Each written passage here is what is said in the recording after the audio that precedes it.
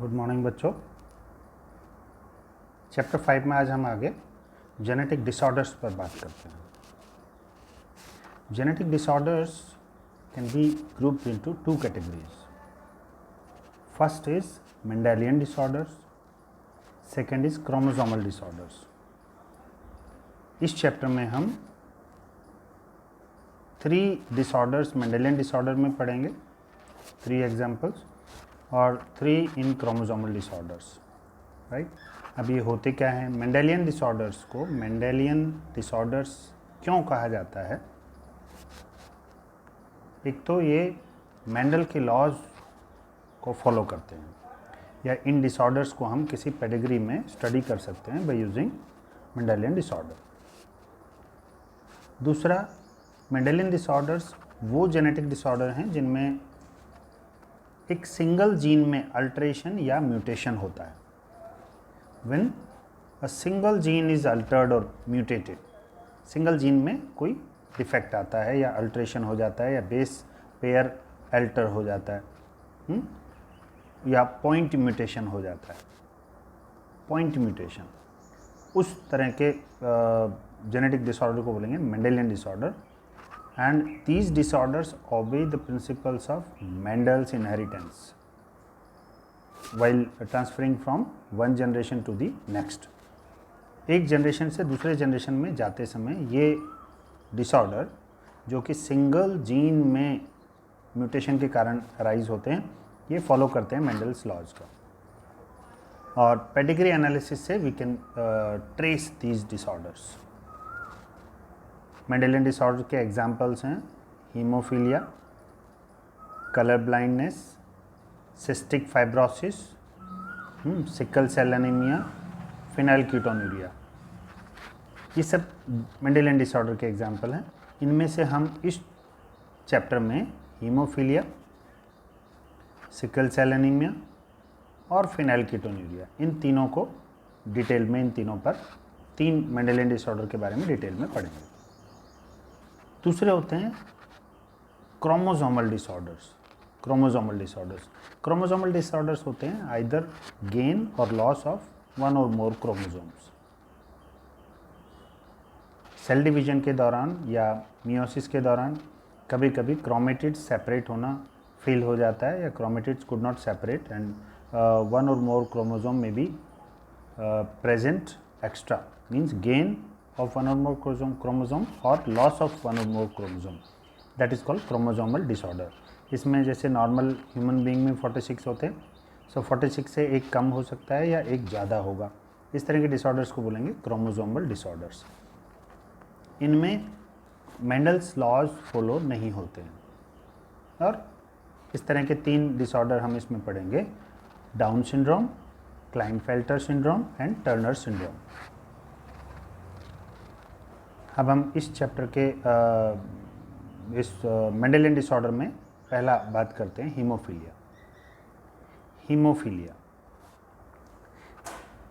In this disease a single protein that is a part of cascade of protein involved in clotting of blood is affected, means blood clotting एक process है।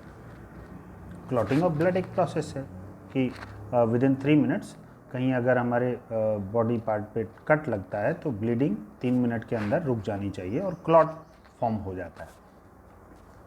Blood clotting एक complex process है। उसमें जो process है उसको एक series of biochemical reactions होती हैं, उनमें कैस्केड प्रोसेस भी बोलते हैं। उसमें जो प्रोटीन्स फॉर्म होती हैं जो क्लॉट बनाती हैं, उस कैस्केड का पार्ट होती है एक सिंगल प्रोटीन, और वो प्रोटीन इस डिजीज़ में डिफेक्टेड होती है बिकॉज एक जीन में अल्ट्रेशन हो जाता है, चेंज हो जाता है, और उससे क्लॉटिंग प्रोसेस हैम्पर हो जाती है, क्लॉटिंग कंप्लीट नहीं हो पाती है।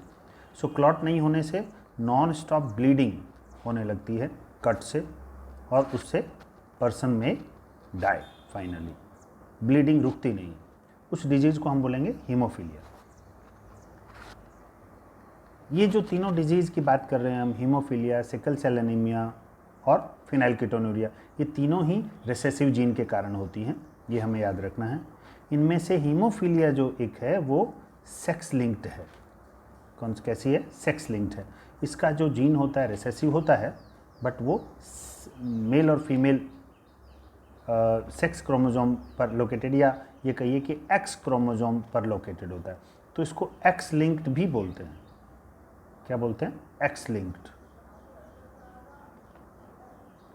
एक्स लिंक्ड भी बोलते हैं इसको, या सेक्स लिंक्ड बोलते हैं। रेसेसिव ट्रेट है। अब it is transmitted from unaffected carrier female to some of the male progeny. यानी हम इसका अगर एक क्रॉस बनाएं तो एक रेसेसिव जीन के कारण होता है। मान लीजिए ये फीमेल में 2 एक्स क्रोमोसोम है और ये हीमोफिलिक रिसेसिव जीन यहाँ एक एक्स क्रोमोसोम से एसोसिएटेड है। It is when crossed with normal male. तो इससे जो प्रोजेनी बनेंगी उसमें मान लीजिए इसमें जो फीमेल है उसमें 2 टाइप के एग बनेंगे, एक जिसमें एक्स होगा, एक जिसमें एक्स एच होगा, मतलब हीमोफिलिक होगा। ये 2 टाइप के गैमेट्स इसमें बने। और मेल में तो गैमेट्स नॉर्मली 2 टाइप के ही बनते हैं, एक्स और वाई अलग अलग। अब इससे जब फर्टिलाइजेशन होगा तो नॉर्मल फीमेल बनेगी, ये नॉर्मल फीमेल बनेगी। ये जब हीमोफिलिक रिसेसिव जीन वाला जब एग जब इससे क्रॉस होगा एक्स से, तो ये एक्स और एक्स एच, मतलब ये जो फीमेल होगी ये कैरियर फीमेल होगी। ये जो हमने पेरेंट लिया है वो कैरियर है। कैरियर है क्यों? क्योंकि अगर ये हीमोफिलिक जीन रेसेसिव है, दोनों एक्स पर होता तो वो अफेक्टेड फीमेल होती, लेकिन एक ही पर है तो दूसरे एक्स के ऊपर डोमिनेंट जीन है। So the disease will not appear in this parent. Mother carrier थी तो ये डॉटर कैरियर होगी। और वाई के साथ में इन दोनों से जो बनेगा वो तो नॉर्मल सन होगा, और इन दोनों से जो बनेगा एक्स हीमोफिलिक और इससे तो एक्स और एक्स एच एंड वाई, ये जो होगा ये सन हीमोफिलिक होगा, बिकॉज वाई पर तो वो हो ही नहीं सकता है, और एक ही एक्स है होता है मेल में और वो हीमोफिलिक जीन रिसेसिव उस पर है। So disease will express in this male. So ये मेल जो है वो हीमोफिलिक होगा। तो one of the son will be haemophilic. इन दोनों से जो सन बनेगा एक्स और इस एक्स से और इस वाई से, वो सन नॉर्मल होगा। एक हीमोफिलिक होगा, एक फीमेल कैरियर होगी, एक फीमेल नॉर्मल होगी। जो डॉटर, एक डॉटर नॉर्मल, दूसरी डॉटर कैरियर, एक सन नॉर्मल और दूसरा सन अफेक्टेड होगा क्योंकि एक ही रिसेसिव जीन एक्स पर होता है और वाई पर तो प्रेजेंट ही नहीं होता है। कहने का मतलब ये है कि सन अफेक्टेड होते हैं अगर मदर कैरियर हो। अब दूसरा केस देखते हैं कि मान लीजिए ये फीमेल कब कैरियर हो सकती है या कब अफेक्टेड हो सकती है, अगर मदर कैरियर हो और फादर हीमोफिलिक हो। इनसे जो प्रोजेनी बनेगी वो उसमें जो एक डॉटर होगी वो अफेक्टेड होगी, लेकिन ये पॉसिबल नहीं है क्योंकि haemophilic father could not survive till marriageable age. So जो डॉटर का अफेक्टेड होना is very very rare in case of haemophilia. उसके लिए कम से कम मदर कैरियर चाहिए और जो फादर हैं वो हीमोफिलिक होना चाहिए, जो कि हीमोफिलिक फादर सरवाइव नहीं करता है मैरिजेबल एज तक। सो ये क्रॉस पॉसिबल नहीं है, और ये जो लड़की या डॉटर का जो हीमोफिलिक होना या अफेक्टेड होना, it is very very rare. So the disease transmitted from unaffected carrier female to some of the male progeny. हमने देखा था एक मेल प्रोजेनी अफेक्टेड होगी और दूसरा मेल प्रोजेनी नॉर्मल होगी। सो अफेक्टेड मेल से ये कैरियर फीमेल, मदर अगर कैरियर है तो सन को ट्रांसफ़र होती है। Female becoming haemophilic is very very extremely rare. ये फीमेल का हीमोफिलिक होना या अफेक्टेड होना रेयर है, because mother of such a female at least carrier होनी चाहिए और फादर हीमोफिलिक होना चाहिए, जो कि पॉसिबल नहीं है। Affected transmit the disease only to son, ये भी देखा हमने, not to the daughter. Daughter में से एक डॉटर कैरियर हो सकती है, अफेक्टेड नहीं होगी। Daughter can receive the disease from both mother and father. Daughter receive तभी करेगी डिजीज़ जब मदर कैरियर हो और फादर अफेक्टेड हो, तभी पॉसिबल है। So it was haemophilia the first genetic disorder that come under Mendelian disorder, that is hemophilia. Second genetic disorder Mendelian disorder में आता है sickle cell anaemia. Sickle cell anaemia भी एक रेसेसिव जीन के कारण होता है और ये ऑटोसोम लिंक्ड है, और जो तीसरा डिसऑर्डर होगा वो भी ऑटोसोम लिंक्ड रेसेसिव डिजीज़ है। सिकल सेल एनीमिया में क्या होता है, एक जो हीमोग्लोबिन प्रोटीन होती है, हीमोग्लोबिन प्रोटीन, ये हीमोग्लोबिन प्रोटीन, इसमें एक स्ट्रक्चरल पार्ट होती है बीटा ग्लोबिन चेन। उस बीटा ग्लोबिन चेन में 6th पोजीशन पर एक अमीनो एसिड होना चाहिए, ग्लूटामिक एसिड। ये अमीनो एसिड होना चाहिए, मतलब GLU जिसका कोड है, 3 लेटर से अमीनो एसिड का कोड होता है, ग्लूटामिक एसिड होना चाहिए। उसकी जगह वैलिन बन जाता है, किसमें, डिफेक्टेड हीमोग्लोबिन मॉलिक्यूल में। सो वैलिन के बन जाने से वो हीमोग्लोबिन मॉलिक्यूल जिस आरबीसी में होता है उसकी शेप जो है वो सिकल शेप की हो जाती है, ठीक, उसी को बोलते हैं sickle cell anaemia. Substitution of amino acid takes place due to the single base substitution at the 6th codon of beta globin chain। GAG की जगह पर GUG बन जाता है। कैसे बन जाता है, एक बार आप देखिए, बुक में भी एक पिक्चर दी हुई है, कोशिश करते हैं उस पिक्चर से समझने की।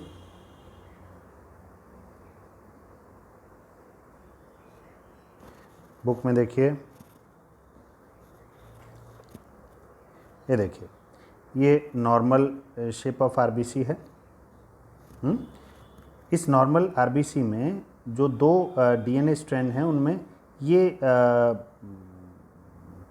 क्या बोलेंगे इसको, नाइट्रोजन बेसिस होते हैं, GAG और CTC। ये नॉर्मल, ये एक स्ट्रैंड है, ये दूसरा डीएनए स्ट्रैंड है, और डबल स्ट्रैंडेड जो डीएनए होता है। अब ये तो नॉर्मल हीमोग्लोबिन मॉलिक्यूल में होगा, तो इस CTC से जब mRNA बनेगा तो C का कॉम्प्लीमेंट्री G होता है, थायमिन के साथ कॉम्प्लीमेंट्री एडेनिन होता है, और इस साइटोसिन का ग्वानिन होता है। तो GAG mRNA बनेगा ट्रांसक्रिप्शन के समय, और इस mRNA से ये ग्लूटामाइन, ये अमीनो एसिड बनेगा। ये जो बीटा ग्लोबिन चेन है इसमें ग्लूटामाइन 6th पोजीशन पर, इस 6th पोजीशन पर एक ग्लूटामाइन बनेगा या ग्लूटामिक एसिड बनेगा। अब जब ये अफेक्टेड होगा हीमोग्लोबिन मॉलिक्यूल या जो जेनेटिक डिसऑर्डर आएगा, तो ये जो एडेनिन है ये थायमिन की जगह आ जाएगा, और थायमिन जो है एडेनिन की जगह चला जाएगा, अल्ट्रेशन में म्यूटेशन हो जाएगा। ये देखिए, तो GTG हो गया, यहाँ थायमिन आ गया जहाँ एडेनिन था, और ये थायमिन की जगह पर ये एडेनिन हो गया, तो GTG और CAC हो गया। अभी ये डिफेक्टेड डीएनए हो गया जिसमें म्यूटेशन हो चुका है। अब CAC का जो mRNA कोड होगा, C के साथ तो G जुड़ता है, कॉम्प्लीमेंट्री है, A के साथ यूरासिल जुड़ेगा। यहाँ पहले थायमिन था तो एडेनिन बनता था, अब एडेनिन है तो यूरासिल बनेगा। RNA में यूरासिल होता है थायमिन की जगह, और इस साइटोसिन के साथ ग्वानिन होगा। सो GUG बनेगा, और पहले बनता था ये GAG ग्लूटामिक एसिड का कोड था। अब ये GUG बना तो ये वैलिन, ये अमीनो एसिड चेंज हो गया। तो ये जो अमीनो एसिड चेन है, इससे जो प्रोटीन बनती है वो अब अलग बनेगी, पहले वाले पेप्टाइड के बजाय अब इस पेप्टाइड से जो प्रोटीन बनेगी वो डिफरेंट बनेगी, क्योंकि 6th पोजीशन पर वैलिन अमीनो एसिड जुड़ गया। बाकी सारे वही हैं। ये देखिए, केवल यहाँ ग्लूटामिक एसिड था अमीनो एसिड, यहाँ पर वैलिन आ गया 6ठे पोजीशन पर, बिकॉज डीएनए में चेंज हो गया। डीएनए में चेंज होने से अलग mRNA बना, और mRNA ने जाके राइबोसोम पर ये प्रोटीन चेन बना दी, अमीनो एसिड की चेन मतलब नया प्रोटीन बना दिया वैलिन, और इसके कारण आरबीसी का जो शेप है ये देखिए डिस्टॉर्ट हो जाती है, चेंज हो जाती है, और उसको बोलते हैं सिक्कल शेप की हो जाती है। ये नॉर्मल आरबीसी हैं जो कि डिस्कॉइड हैं, और ये डिफेक्टेड आरबीसी हैं जो कि सिक्कल शेप हो जाती हैं। केवल एक नाइट्रोजन बेस पेयर के अल्टर होने से, इसको बोलेंगे पॉइंट म्यूटेशन, जो सिकल सेल एनीमिया का रीज़न है। वापस आ जाइए।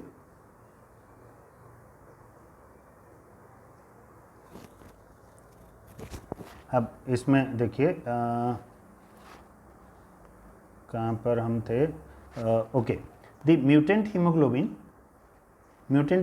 Molecule undergoes polymerisation. Mutant haemoglobin मतलब नया जो हीमोग्लोबिन है जिसमें GUG कोड है, वो पॉलीमराइजेशन होता है अंडर लो ऑक्सीजन टेंशन, और वो सेल जो हैं वो ऑक्सीजन की कमी की कंडीशन में पॉलीमराइज हो जाती हैं, और आरबीसी का शेप चेंज हो जाता है, और वो बाई कॉन्केव डिस्क से और इलोंगेटेड सिक्कल शेप हो जाती है। सो आरबीसी की शेप फाइनली चेंज हो जाती है due to change in the structure of beta globin chain of haemoglobin molecule. जो हीमोग्लोबिन एक कॉम्प्लेक्स प्रोटीन होती है। सो ये जो सिकल सेल एनीमिया है इट इज़ ऑटोसोम लिंक्ड और रिसेसिव ट्रेट है, क्योंकि इसका जो जीन होता है वो ऑटोसोम पर होता है, सेक्स क्रोमोसोम पर नहीं होता। Transmitted from parents to offsprings when both the parents are carrier for the gene. जब दोनों पेरेंट्स कैरियर हों तब ऑफस्प्रिंग में जाएगी, क्योंकि रिसेसिव जीन दोनों एक साथ होने चाहिए अफेक्टेड पर्सन में। This disease is controlled by single pair of allele HBA और HBS, इनसे कंट्रोल होती है। There are 3 possible genotype, HBA होगा, नॉर्मल होगा वो, HBA-HBS होगा, ये कैरियर होगा, और HBS होगा, ये अफेक्टेड होगा। मतलब 3 जीनोटाइप पॉसिबल हैं। HBA मतलब ये AA है तो नॉर्मल आरबीसी की शेप होगी। HBA-HBS होगा तो ये जो जीन है ये एक अगर है प्रेजेंट, ये रिसेसिव होता है HBS, तो ये कैरियर होगा ये पर्सन, और HBS दोनों हो गए तो वो अफेक्टेड पर्सन होगा। Only homozygous individual for HBS, मतलब ये होमोजाइगस रिसेसिव जो होगा वही डिजीज्ड फिनोटाइप होगा। हेट्रोजाइगस मतलब ये वही चीज़ है, HBA-HBS होगा तो वो अपेरेंटली अनअफेक्टेड होगा, दिखेगी नहीं disease, but they are carrier of the disease, as there is 50% probability of transmission of mutant gene to the progeny. ये क्योंकि एक जो इसमें ये सिकल सेल वाला जो अलील है ये प्रोजेनी में ट्रांसफ़र होगा। अगर उस प्रोजेनी में दूसरी जगह से भी अगर HBS आ जाता है तो the person will be affected. So it is sickle cell anaemia, the second genetic disorder which come under the Mendelian disorder. ठीक है, आगे थर्ड डिसऑर्डर पर चलते हैं, that is phenyl ketonuria.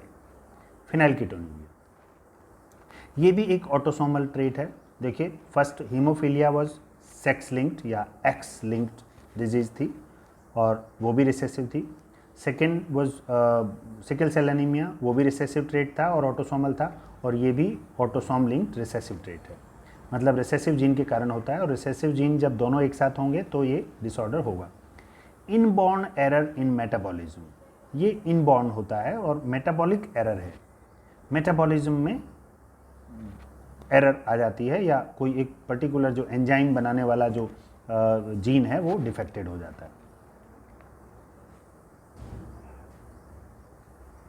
The affected individual lack one enzyme, जो भी diseased individual होगा उसमें एक एंजाइम फिनाइल एलानिन हाइड्रोक्सिलेज, ये एंजाइम नहीं बनेगा। इस एंजाइम का काम क्या है? It converts amino acid phenylalanine to tyrosine. Phenylalanine एक अमीनो एसिड होता है, उसको ये टायरोसिन में कन्वर्ट करता है। कौन? ये एंजाइम। और ये एंजाइम जब नहीं होगा तो वो टायरोसिन में कन्वर्ट नहीं होगा। In the absence of enzyme phenyl alanine accumulated, फिर फिनाइल एलानिन इकट्ठा होता जाएगा बॉडी में and converted into phenyl pyruvic acid and other derivative, जो कि किडनी और उसके लिए प्रॉब्लम क्रिएट करते हैं और mental retardation as a symptom appear होता है। Accumulation of these results in mental retardation. ये जो फिनाइल पायरुविक एसिड बन गया किससे, फिनाइल एलानिन से, जो कि कन्वर्ट नहीं हुआ टायरोसिन में, तो उससे मेंटल रिटार्डेशन उस डिजीज पर्सन में होने लगता है। These derivatives excreted through kidney, और किडनी के थ्रू ये डेरिवेटिव्स एक्सक्रीट होने लगते हैं और किडनी में भी प्रॉब्लम्स अराइज होने लगती हैं। सो ये फिनाइल कीटोन्यूरिया एक सबसे इम्पॉर्टेंट कि ये ऑटोसोमल रिसेसिव ट्रेट है, ये एक मेटाबॉलिक एरर है, इसमें एक एंजाइम इंडिविजुअल में अफेक्टेड होता है या वो एंजाइम नहीं बनता है। एंजाइम जिस प्रोटीन से बनता है वो उस प्रोटीन को एक जीन कोड करता है और वो जीन उस अल्टर्ड जीन के प्रेजेंस में वो प्रोटीन नहीं बनेगा, प्रोटीन नहीं बनेगा तो एंजाइम फॉर्म नहीं होगा, एंजाइम नहीं होगा तो कन्वर्जन नहीं होगा फिनाइल एलानिन हाइड्रोक्सिलेज एंजाइम, जो कि amino acid phenyl alanine amino acid PHE इसको टायरोसिन में कन्वर्ट करता है, तो टायरोसिन में कन्वर्ट नहीं होगा। सो फिनाइल एलानिन एक्यूमुलेट होता जाएगा बॉडी में और वो फिर फिनाइल पायरुविक एसिड में चेंज हो जाएगा और उसके दूसरे नाइट्रोजन डेरिवेटिव्स बन जाएंगे, उससे मेंटल रिटार्डेशन होगा और ये जो डेरिवेटिव्स होंगे नाइट्रोजन डेरिवेटिव्स ये किडनी के थ्रू एक्सक्रीट होते हैं बॉडी से और ये किडनी को भी अफेक्ट करेंगे। So this is phenyl ketonuria, जो कि एक ऑटोसोम लिंक्ड रिसेसिव ट्रेट है। और थर्ड जेनेटिक डिसऑर्डर है जो कि मेंडेलियन डिसऑर्डर टाइप का है, because it follow Mendelian laws while inheritance from one person to the another in the family. अब हम आते हैं क्रोमोसोमल डिसऑर्डर्स पर। क्रोमोसोमल डिसऑर्डर्स ऐसे डिसऑर्डर जो कि एक या एक से ज़्यादा क्रोमोसोम्स के लॉस या गेन के कारण होते हैं। सो दो टाइप के कह सकते हैं हम। One is aneuploidy. एन्यूप्लॉइडी मतलब गेन और loss of one chromosome. Aneuploidy दो तरह की हो सकती है, ट्राइसोमी और मोनोसोमी। मोनोसोमी मतलब जब एक क्रोमोसोम का लॉस हो या कमी हो जाए तो 2n-1 कंडीशन होगी, और ट्राइसोमी मीन्स 2n+1 मीन्स एक क्रोमोसोम एक्स्ट्रा प्रेजेंट होता है, जैसे डाउन सिंड्रोम में होता है। 21st क्रोमोसोम की एक एडिशनल कॉपी होती है, ट्राइसोमी हो गया। मोनोसोमी ट्राइसोमी दोनों ही एन्यूप्लॉइडी का एग्जाम्पल है। एक एन्यूप्लॉइडी के अलावा एक होता है पॉलीप्लॉइडी। पॉलीप्लॉइडी मतलब व्हेन मल्टीपल, जैसे 2n है नॉर्मल बॉडी सेल्स और 4n हो जाएं, ऐसा तब होता है जब टेलोफेज स्टेज में, सेल डिवीजन की टेलोफेज में वो दोनों न्यूक्लियस बनने से या साइटोप्लाज्म का डिवीजन नहीं हो पाता है, सेल डिवीजन नहीं हो पाता है, cytokinesis is fail to occur, और वो जो टेट्राप्लॉइड हो गए थे वो सारे एक ही सारे क्रोमोसोम एक ही सेल में रह जाते हैं और उससे वो सेल जो है पॉलीप्लॉइड हो जाती है, मतलब डिप्लॉइड से टेट्राप्लॉइड हो सकती है। पॉलीप्लॉइडी, प्लॉइडी चेंज हो जाए, set of chromosome complete increase हो जाए, सेट ही इंक्रीज हो जाए, पूरा क्रोमोसोम का सेट एक ऑर्गेनिज्म में बढ़ जाए। डिप्लॉइड है तो ट्रिप्लॉइड हो जाए, टेट्राप्लॉइड हो जाए, पेंटाप्लॉइड हो जाए, इस तरह से, that is called polyploidy. So chromosomal disorders मतलब एन्यूप्लॉइडी और पॉलीप्लॉइडी। इसमें सबसे पहला आता है डाउन सिंड्रोम। ये क्रोमोसोमल डिसऑर्डर्स मेंडेलियन लॉज को फॉलो नहीं करते हैं और ये पूरा क्रोमोसोम जो है या एक सेट ऑफ क्रोमोसोम ही कम या ज़्यादा हो सकता है। डाउन सिंड्रोम, इनके सिम्टम्स बहुत इंपॉर्टेंट हैं और ये डेफिनेटली बोर्ड एग्ज़ाम में रिपीटेडली पूछे जाते हैं। सबसे पहले है Down syndrome. It is caused due to presence of an additional copy of chromosome number 21। So 21st chromosome जो हमारे 23 क्रोमोसोम पेयर हैं, 46 क्रोमोसोम है, उसमें 21st पेयर ऑटोसोम, उसकी एक एडिशनल कॉपी हो जाती है, तो वो ऑटोसोम जो है 22 पेयर्स की जगह 22 पेयर और एक एडिशनल मतलब 45 हो जाते हैं, और 2 सेक्स क्रोमोसोम, तो 47 क्रोमोसोम टोटल इस पर्सन में होंगे।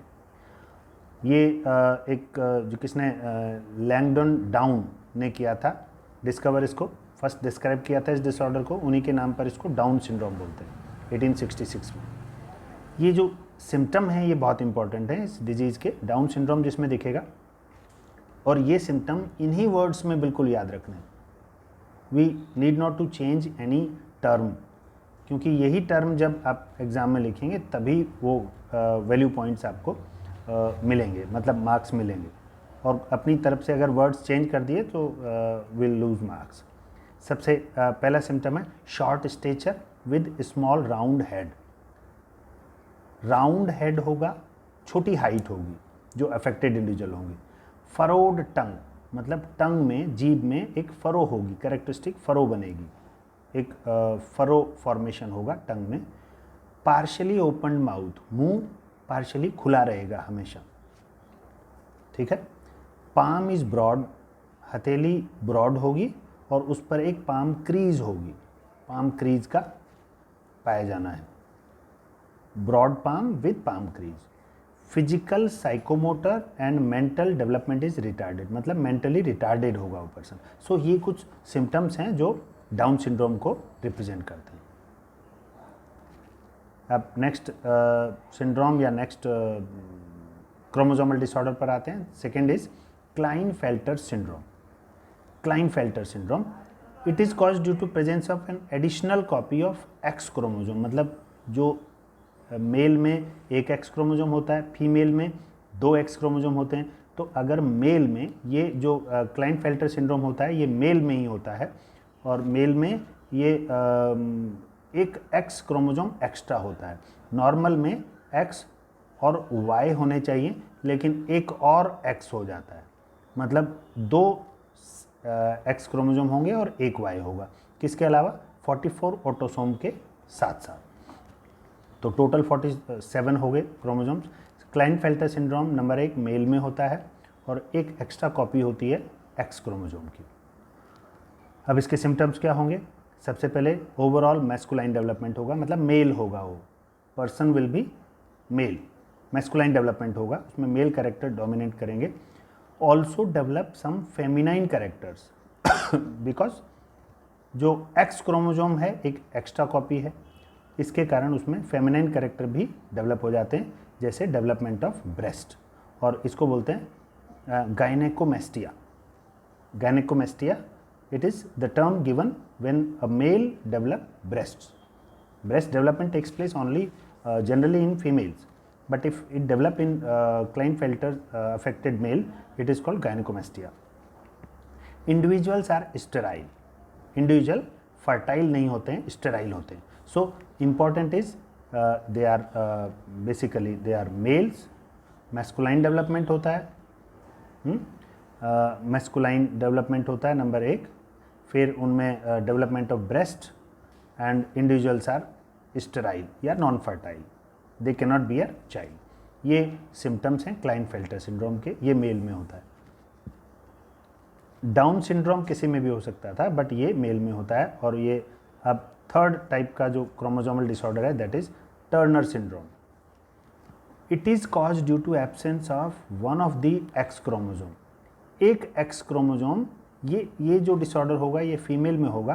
फीमेल में 2 एक्स क्रोमोसोम होना चाहिए, तो एक जो एक्स क्रोमोसोम है वो मिसिंग होगा, लॉस होगा उसका, तो उसको हम बोलेंगे 44 + XO, और टोटल क्रोमोसोम केवल हो जाएंगे 45, मतलब 44 प्लस ये एक एक्स। फीमेल में होगा ये डिफेक्ट, ये फीमेल में होगा, और Klinefelter syndrome was in male. Now symptom क्या होंगे? Such females are sterile, sterile होंगी वो।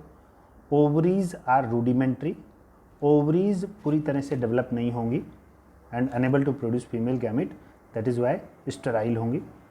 Lack of other secondary sexual characters, और फीमेल में जो सेकेंडरी सेक्सुअल कैरेक्टर्स होने चाहिए they won't be develop in that affected female. So Turner syndrome female में होता है, क्लाइनफेल्टर सिंड्रोम मेल में होता है। दोनों में ही जो अफेक्टेड इंडिविजुअल होते हैं वो स्टेराइल होते हैं, स्टेराइल होंगे दोनों में ही, और उनमें ब्रेस्ट डेवलपमेंट होगा। इनमें फीमेल में जो ओवरी का डेवलपमेंट होगा दैट विल बी रूडिमेंट्री, मतलब कम डेवलप्ड होगा, अंडर डेवलप्ड होगा, and that female sex organ will be unable to produce gametes. So आप लोग इस वीडियो को एक दो बार सुने और जो टॉपिक्स हैं वो एनसीईआरटी से पढ़ें, और आई होप कि वो क्लियर होंगे। और भी अगर किसी टॉपिक में कोई प्रॉब्लम आती है then you can message. Thank you very much.